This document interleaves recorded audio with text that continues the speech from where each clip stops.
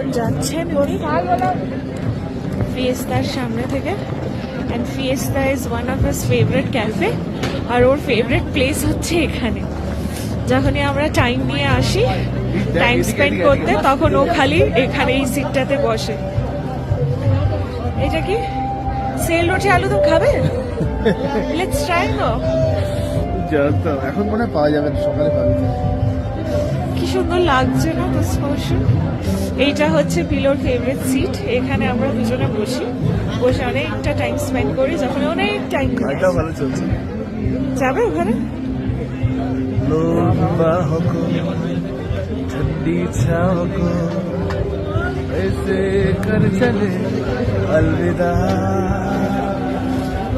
चले अलविदा अलविदा तेरी राहें अलविदा, तेरी सांसें कहती चला अलविदा। चलो।